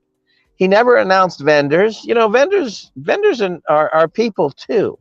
Yeah, they want to see their stuff being advertised. They want to know they're appreciated. They're not just table number 7, or table number 37. And so they weren't being advertised. And if you went to the website, all you would do would be click on vendors. And it wouldn't show any of who the vendors were. It just showed how to become a vendor, And again, that's just like, well, I just want your money. That's what it gave off. And it was just a bad vibe, man. And again, that could have just been due to ignorance and him not doing it. But I guarantee you somebody said at some point, man, why don't you advertise your vendors? Yeah. I'm surprised if a vendor didn't say it to him. You know what I mean? Yeah. But anyway, that's it. This was never about personal. I don't think anybody wins here. I hope everybody gets their money back. Yep. Whoever was and this is another thing. I'm very, very active when I get booked on something. I promote it. It's on my wall. That's why when somebody says, hey, wow, I didn't know you were going to be here. And I'm like, well, you're not paying attention to my wall, and I'm not responsible for that. I can only do what I do. And I'm definitely one of the people that, notice I use the word people. I'm one of the people that definitely promotes stuff more than most, okay. Videos, memes, whatever. And I promoted this guy. I wanted this thing to happen. It was to everyone's benefit that this thing go off. Yep. And I didn't care that he didn't return my call certain times earlier in the year, whatever. Like I said, I was busy too, and it wasn't a big deal. But when I'm trying to get tickets and you're ghosting me, that's a red flag. Something's not right. But, again, it's like, and I'm not going to name any names, but you can basically go down that entire list of who was up there. And if they knew they weren't going to be there, why didn't they say something? You know what I mean? Yeah. No, and I agree. I really do. Because it's on the celebrities to also say, hey, look, we're not going to be there either. Like, for example, I just saw, let's see, where it was 14 hours ago when I read, it said 14 hours ago. And again, I'm not really finding fault so much as I'm just bringing it to people's attention. But I guess I'm finding fault a little bit. But now it's probably 16 or 17 hours ago that this was written, that the three Terrifier girls aren't going to be there and aren't going to be rescheduled.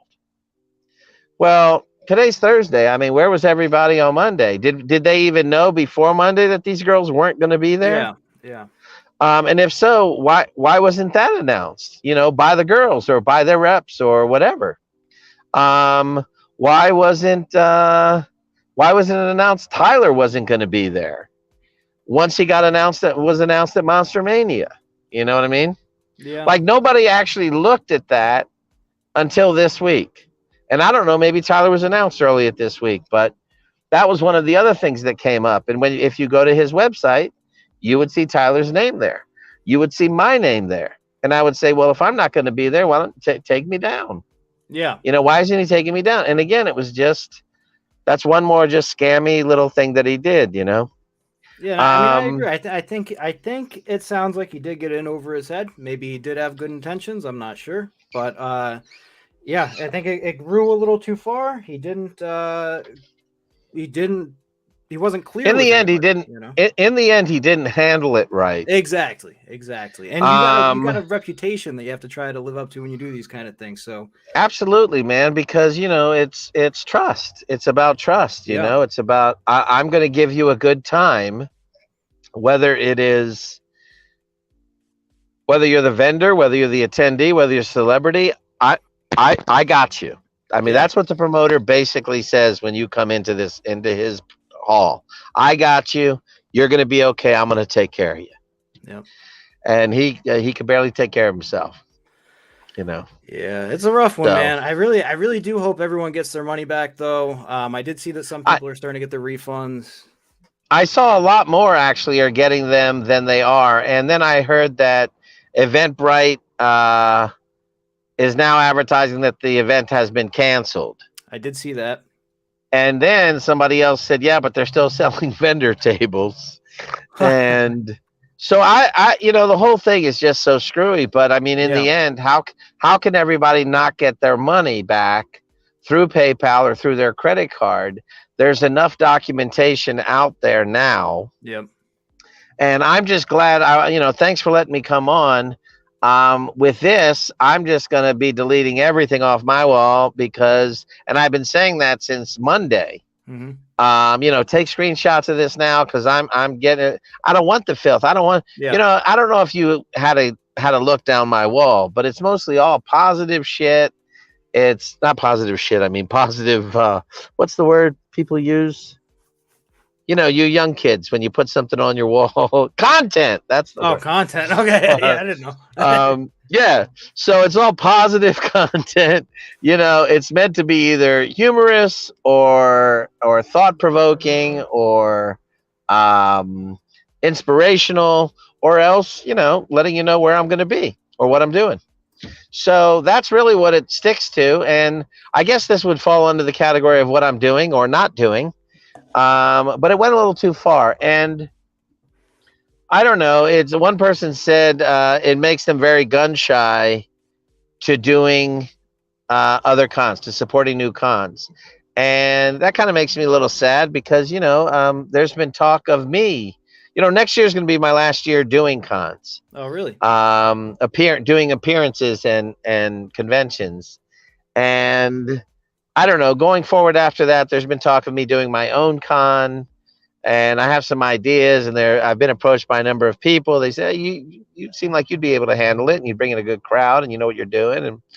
And so there's a possibility of that, but that's one of the reasons why some people were sharing stuff from my wall and saying, beware of this scammer. And then it would have my name, JJ Cohen, and then what I wrote about this show. Yep. And I may have been a little bit harsh in about Steven in my criticism of him in that initial post on Monday, but then he proved that everything I was saying was right. And even the caterer that I sent you, that was that big blurb that I had sent you that you put up before that I said not that one. That was the Crypt, I believe. The Crypt, yeah. Even the caterer and yeah, even they got treated like shit. And here's the thing about that. So there were some people that got VIP tickets, and there was an after party that was, I've never heard of two after parties. But this guy started trying to sell tickets to the after party. And then it was like, and I don't know, maybe you sell tickets to the after party. I don't know. All the ones that I've ever been involved in or gone to, they were always free. Like Scarioke at Jersey HorrorCon, I think that's free. Do you know if it is? Well, I know. I don't know about that one. I know, for example, like Monster Mania, if they have one, you have to have the VIP ticket to go to the after party. So okay, it all depends on the the company, I guess. Okay, so I know that they had $100 VIP ticket where the after party was included. And there was a discussion between one of the people that bought the tickets and him about clarification on it, because the $100 option had disappeared, and now there was only a $150 and a $75 option or something like that, and it no longer had after party on it, or something like that. And he said he would honor the after party for these people in particular. But again, it was just like he was changing prices willy-nilly, and then it was like, well, it includes the after party on Friday night, but Saturday night is a different after party, and that's not included, Okay. And it just, I mean, again, that right there is just crazy. Like, what the fuck? Make it uniform. Yep. You know what I mean? Why are you having two after parties? I mean, I don't know. A lot of it didn't make sense.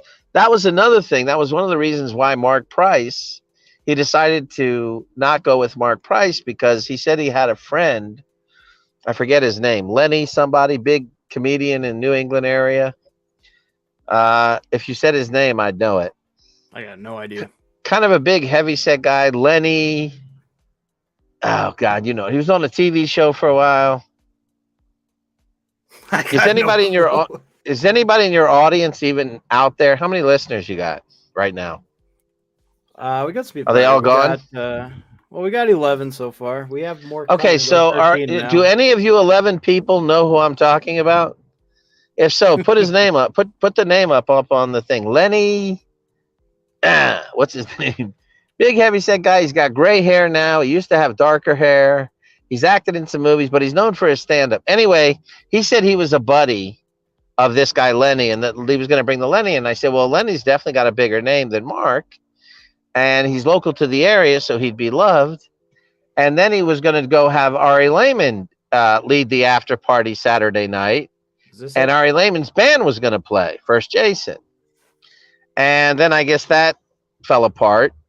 So it was kind of in constant motion, this entire con, Anybody coming up with Lenny Clark? Yes, very good. I got two people with Lenny Clark. There you go. That's it. Lenny Clark, sure. So, see, the name's so simple, I couldn't get it. This is why I like when people tune in, because because they help us, right? Good work, guys. so team effort. So anyway, that's part of where this was going. But oh man, so I gotta run. I'm leaving tomorrow to Mobile. If anybody's near Gamers and Geeks tomorrow, Gamers and Geeks HorrorCon, Robert Mukes and I are going to be down there headlining it. Looks like. And you guys don't know, he's House of a Thousand Corpses, one of my favorite movies. So. Is it really your favorite movie? Oh yeah, man! I got some of the tattoos and everything. Oh, you got to get some 976 Evil on there, man. Some Marcus.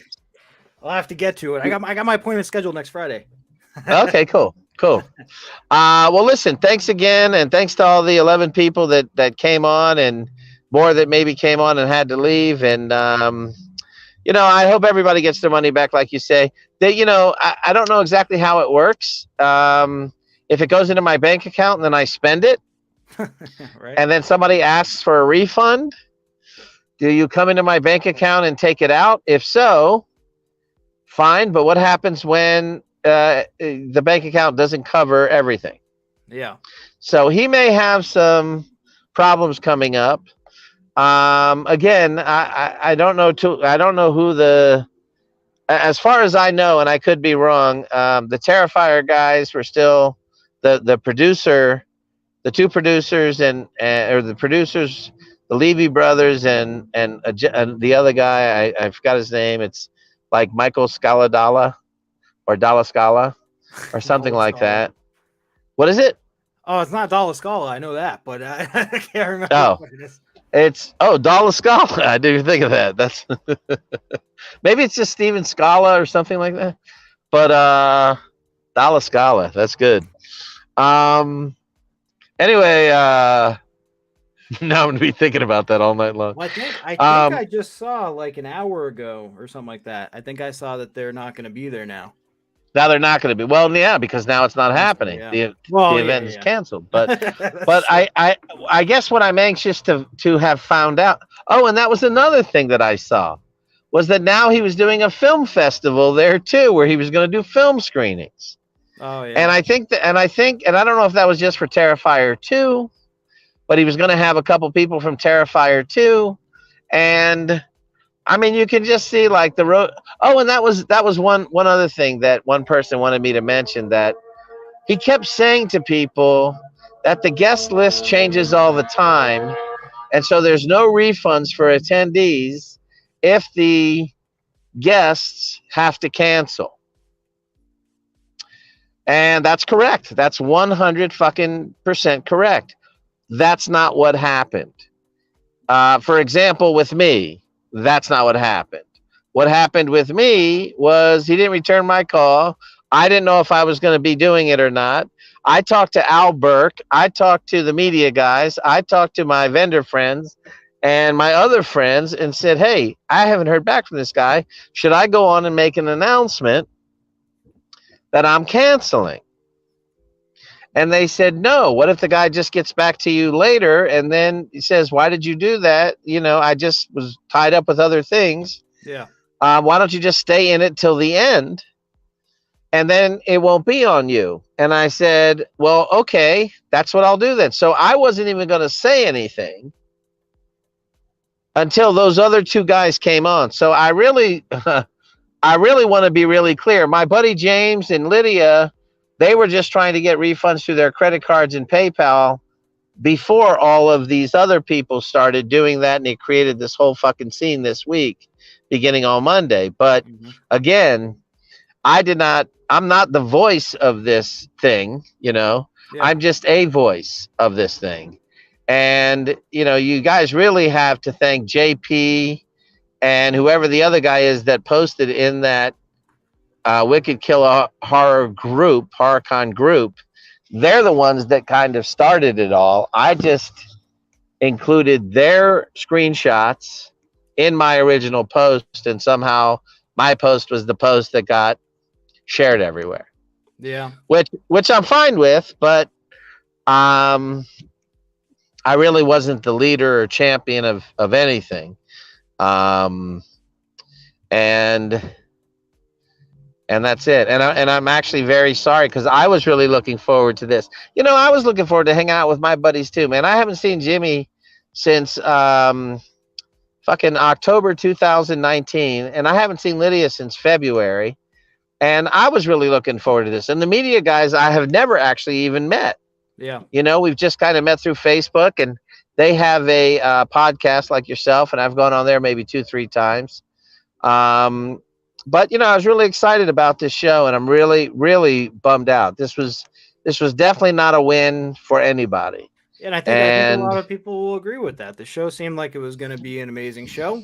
Yeah. Again, one thing led to another. But, yeah, I think everyone can agree that they're still bummed out that it's not happening, even with everything going on, you know? But it was not somehow there are people giving me credit. Like, I have fans coming and sending me private messages saying that, you know, I saved them and I helped get their money back. And I'm like, I guess if I'm erring on the side of good, then great. I'm glad I could be of service. But I didn't cancel this show. And I didn't get this show canceled. There were already people talking about this show before me, and that's kind of what it got down to. In fact, one last thing, on that show that I was telling you about in February of 2020, it wasn't until somebody had called the hotel, that hotel, and were told that no rooms had been booked for it, that we realized that that was not happening there. Yep. And that's what I had told Lydia early on. She actually just went down to shoot a movie in West Virginia, indie horror film with Felissa Rose and Dave. And so one of the things we were told, again, and I don't know if there's truth to this, and so I guess there's no point to even really say it, but there was another actor that was still apparently currently involved that was now going to help him. And I don't know if it was help him with funding of flights, or, which I highly doubt that was what it was, but was maybe going to help him with logistics or advertising or something. Don't know. And now the show's not even happening. So honestly, I don't feel bad. I don't feel bad that this happened to. I don't feel bad that it happened to Steven. Yeah. Because of the way he handled it. I feel bad that it happened for everybody else. Yep. And that's, I can agree. That's really it. I can see that point. That's really it. I think that, and again, it's like, I don't know. I'm from the East Coast, man. I'm a pretty loyal guy. Calling somebody back is like, what's going on? I got a Les Mis thing going here with my face right now, don't I? With this lighting, like I got the mask. Yeah. I'm the creature of the moon. I forget the song. But when he's hiding out in the wings or whatever. Anyway, hold on. There we go. There's that handsome fella. Anyway. Yeah, so I have mixed feelings about it. But I hope everybody gets their money back. I hope Steve didn't lose any money. I just wish he would have been more of a mensch about it and handled it better. Yeah. And I mean, there were tons of people reaching out to help the guy. And in terms of the whole COVID thing, well, again, if he has it, get better, bro. What I mean? Yeah. And if he used it as an excuse, well, then that was partially what I had said, but I had said to do it to push it off till next year and give himself some time to promote it. But even going to November is just not enough time. I mean, it's just not enough time. So that's it. By the way, when I first was told about this by the agent that got me in, he said that this promoter was looking at bringing in 3,000 to 6,000 people. Wow. To which I said, well, I'll come with almost no guarantee at all. So I went with a very low guarantee. Yeah. And after helping him for a while, and also after him telling me that he was letting in this other actress for another amount that I thought was too high, that I would never have paid for her. And I said, wow, you're paying that for her? I said, I'll bring in more people than she would. And trust me, I know my place. I know the people that I won't bring in more than. But she was not one of them, which is most everybody. But she was not one of them. And he said, well, you know what? Let's up your guarantee another 1,000. So we upped it another 1,000. So we upped it 1,000. We wrote a new contract. We both signed it. It was done. But the thing about, I guess the point I'm making with the contract and how he was getting into all of these with other people is I don't think he was even paying attention to like the contracts he was making with people, because he just thought, it'll all work out and people will come and it'll be great. But when I started talking to him, I said, he said, I never said 3,000 to 6,000 people. I said, so let me ask them, how many people are you expecting for your first con? And he said, maybe 1,000. And I said, okay, that's reasonable. I said, I'll tell you what, why don't you shoot for between 1,000 and 2,000? So whatever you would have to do to try to get 1,000 to 2,000 people there, that would be successful for your first year. That would be considered successful. And And then the next thing you know, he had 20 guests. And I was like, bro, if you have 1,000 people or 2,000, this con may not be, you got too many guests, because people sometimes only come with a certain amount of money. Yeah. And they can't buy everybody's signature, even though they want it. And I'm one of those actors where my signature is on the higher end. And I also have, have a ton of merchandise typically.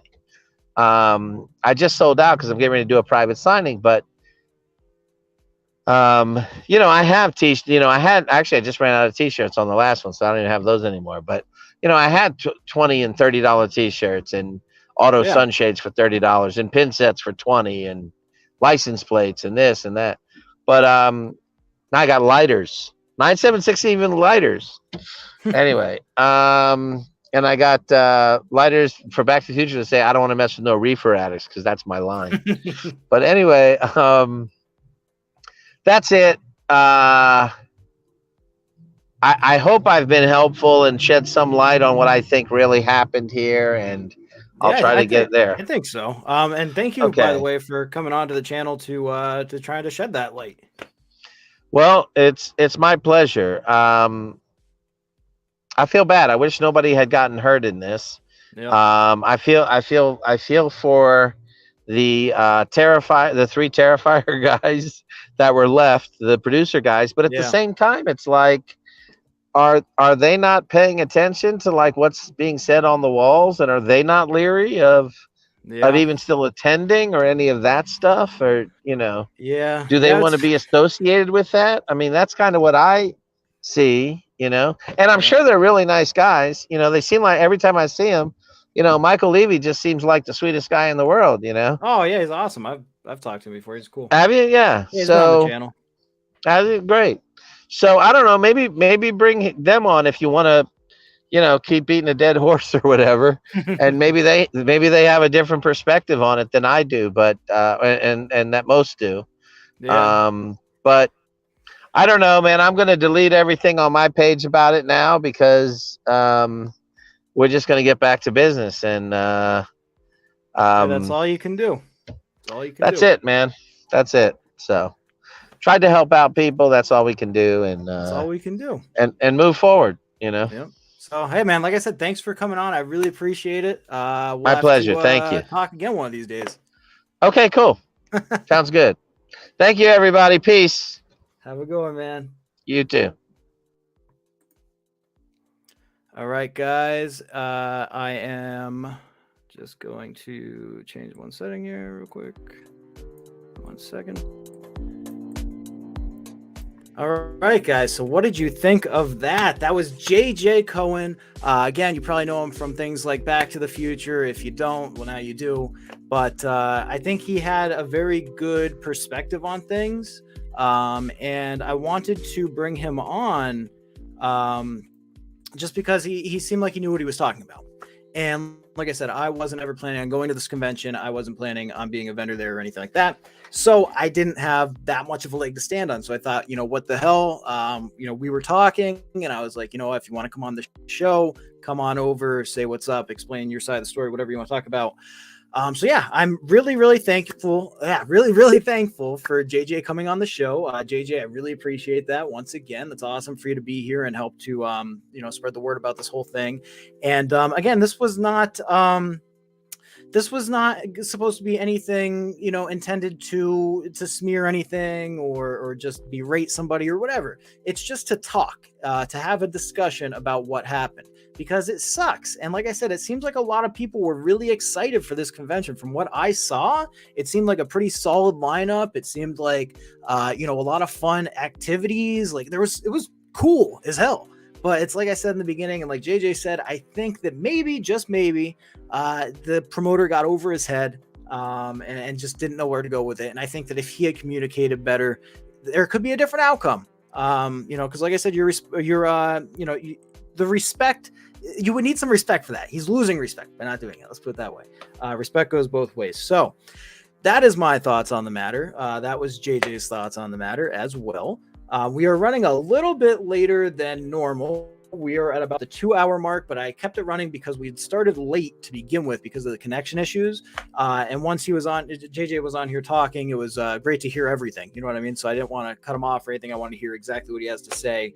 And it was awesome for him to join us. So very interesting stuff. It's a shame that it all went down. It is. It's a shame. It's a shame how it all went down, man. And like I said, if this guy tries to do another convention, I don't know that he'd be able to, because now his reputation is tarnished, and it seems to me like he did that to himself. So it is what it is, and I do hope everyone gets their money back, and I hope it's an okay outcome at least. Let's see. Thanks for the stream, man. No problem, John. Thank you for coming by. And guys, if you're in the room, please hit the like button. Please hit the subscribe button. It means a lot. We just hit 3,000 subscribers, and now that number has been going up and up, which is amazing. But thank you guys so much for watching.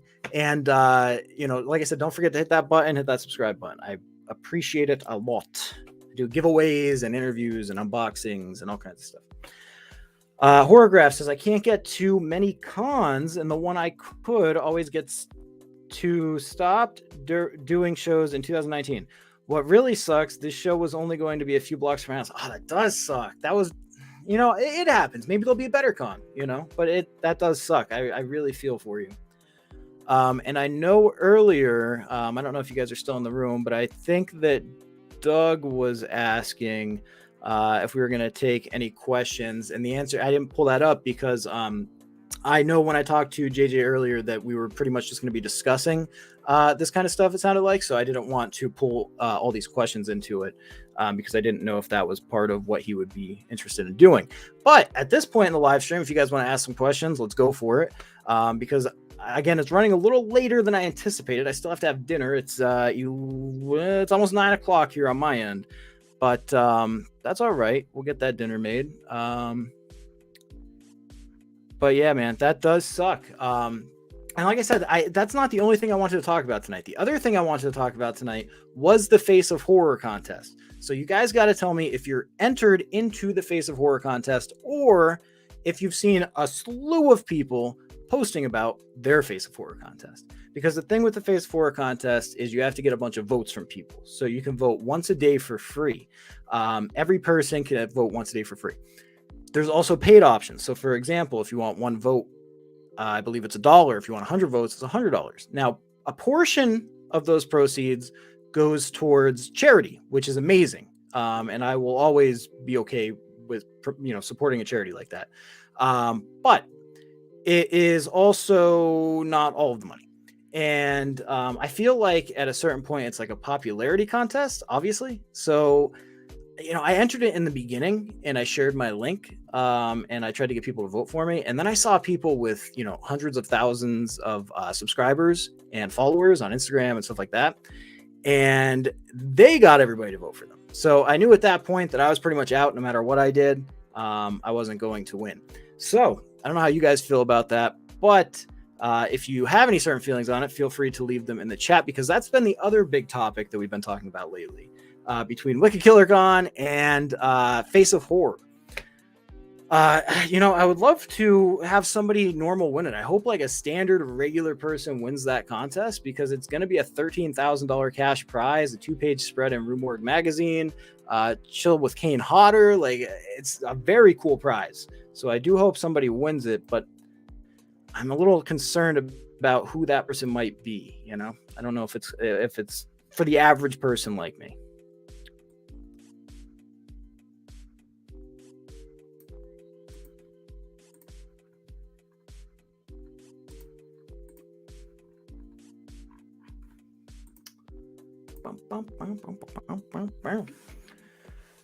So, what was the other thing we want to talk about?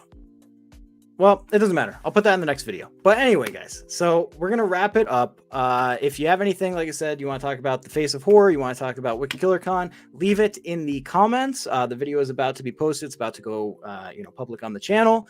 Again, thank you to JJ Cohen for being here. That's so awesome of him to have joined and explained his side of the story. Thank you guys for stopping by. And, I hope you guys subscribe to the channel, and I catch you in the next one.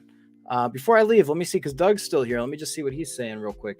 I was planning on being there with the guys, but we knew it was going to be sketchy before New Jersey Horror Con, which was great, by the way. I didn't make it to New Jersey Horror Con this year. I think you might have already known that, but I didn't make it to New Jersey Horror Con. I usually do go, though, but I will be going to, you guys might see me at Monster Mania in Maryland if anybody ends up there, because that is my next stop, and then I'm going to try to make it to Chiller. So, again, if you guys are around, feel free to say what's up. I will try to record, but the last Monster Mania, I had quite a bit of issues trying to record anything. Everybody yelled at me. So we'll see what happens this time. But yeah, anyway, if you guys see me at one of these conventions, feel free to come up and say what's up. But aside from that, I'm going to end this thing so I can go have some dinner with my wife, and I will see you guys later. So thank you for stopping by. Peace.